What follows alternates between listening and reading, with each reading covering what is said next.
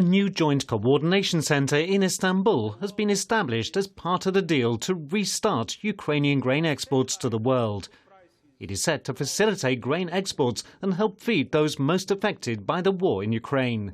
Key elements of the grain deal. 1. 3 Ukrainian ports will be part of the plan: Odessa, Chomomorsk and Nizhny. 2. A joint control centre established in Istanbul will conduct checks on ships to ensure they are not carrying weapons to Ukraine. 3.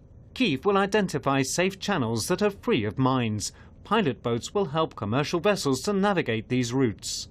Kyiv expects the first grain deliveries under a Turkish and UN-mediated deal to leave Ukrainian ports this week, despite Russian strikes on Ukraine's Black Sea port of Odessa. Russia's blockade of ports in Ukraine, one of the world's major grain exporters, since invading the country 5 months ago, has fueled a global food crisis amid surging food prices.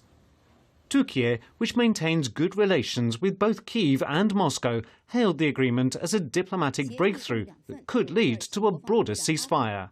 Ukraine nonetheless felt it had little choice, as time runs out for it to export last year's harvest before it rots. The war has already severely hampered Ukraine's planting cycles and future harvests. Before Putin's invasion of Ukraine in February, the country was the world's 5th largest exporter of wheat and a crucial supplier to countries in the Middle East and Africa. The blockade of its ports has left an estimated 22 million tons of wheat, corn and other grains stranded in silos, with devastating effects on global food prices and poverty levels.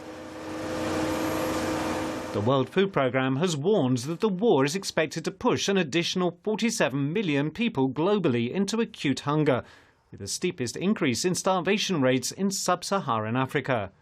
A senior UN official said it would take a week or so for full implementation. The main aim is to return to pre-war export levels of about 5 million tons of grain a month.